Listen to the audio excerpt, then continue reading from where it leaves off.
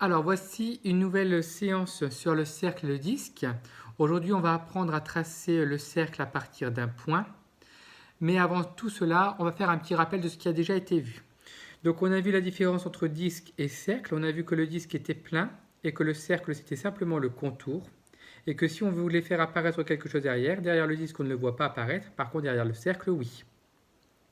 Ensuite, il fallait connaître les mots de vocabulaire suivants.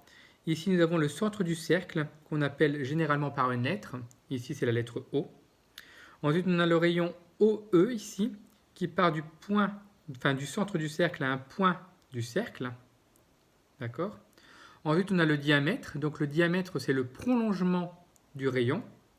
Donc, ici, on a 2 fois le rayon qui fait le diamètre, FG, et qui passe par le centre du cercle. On a vu également un autre mot de vocabulaire, les cordes AB et DC qui ne passent pas par le centre du cercle.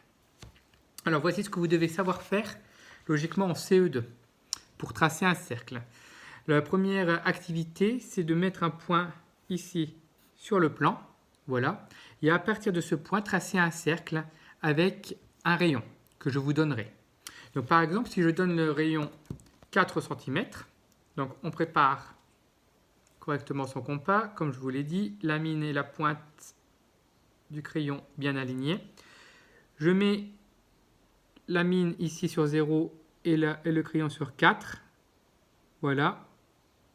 Et lorsque c'est fait, je place directement la pointe du compas au centre de la croix.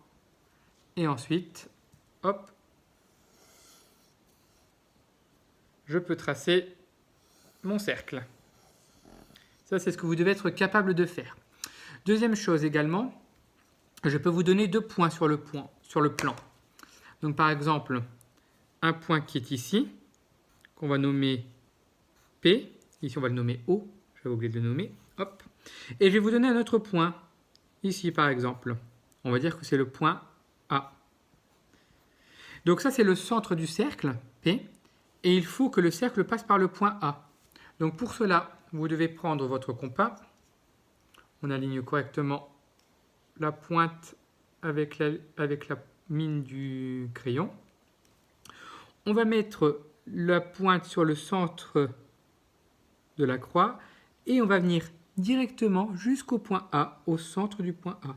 Et lorsque c'est fait, on n'a plus qu'à tracer le cercle de centre P et qui passe par le point A. Voilà.